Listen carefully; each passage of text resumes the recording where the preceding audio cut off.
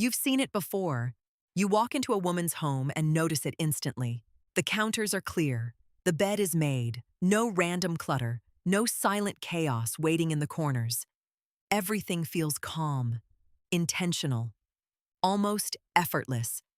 And somewhere in your mind, one question appears. How does she do it? Because maybe your home tells a different story. You've had those reset days, the deep clean, the fresh start, the promise that this time it'll stay that way. And for a few days, it works. Then life gets busy. A few dishes pile up. Clothes land on the chair. The counter slowly disappears under, "I'll deal with it later." And suddenly, the chaos is back. So what makes some women able to maintain a clean home so naturally? It's not discipline. It's not more free time. And here's the surprising part. It's often not about cleaning at all. It's about what their brain feels when order is restored.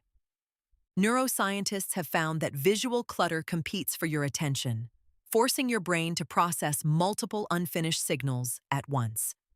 Your brain doesn't see just a few things out. It sees unresolved tasks, tiny open loops, and every open loop quietly drains mental energy. That's why clutter can make you feel tired even when you've done nothing.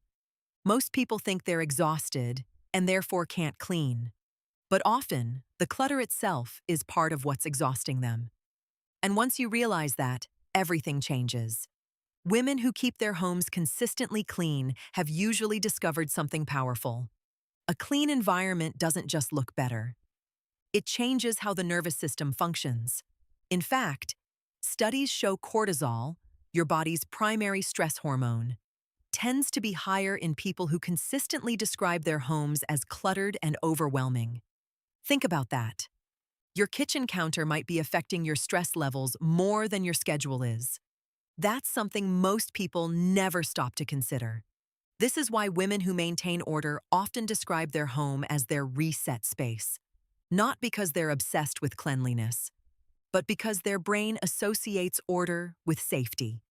And here's where it gets even deeper. For many women, this isn't a habit. It's an identity. They don't wake up asking, "Should I clean today?" They simply see themselves as the kind of woman who protects her peace through her environment. And behavior always follows identity.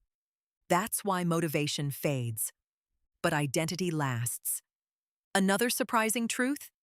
Many women instinctively clean when emotionally overwhelmed because repetitive physical actions, like folding laundry or wiping surfaces, activate the parasympathetic nervous system.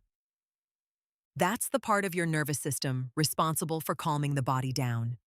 In other words, cleaning can literally signal your body to relax. That's why after tidying up, even for 10 minutes, you often feel lighter without knowing exactly why. It's not just productivity, it's biology.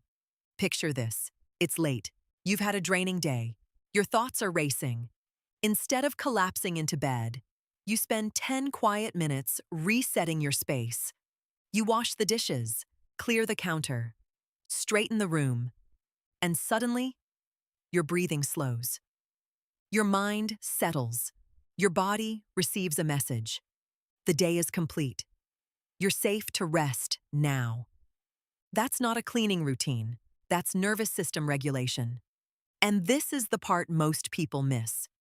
Your home is not just where you live. It is a psychological mirror. It reflects the relationship you have with yourself. Because maintaining your space is often an unconscious way of saying, "My peace matters." The women who keep clean homes aren't more disciplined. They've simply understood something most people overlook. The condition of your environment quietly shapes the condition of your mind. And once a woman truly understands that, cleaning stops being a chore. It becomes self-respect. So maybe the real question isn't, how do they keep their homes so clean? Maybe the better question is, what kind of emotional state are they protecting? And what would change in your life if your home became a place that restored your energy instead of draining it? If this made you see your space differently, subscribe for more deep dives into female psychology, hidden behavior patterns, and the surprising truths shaping women's lives.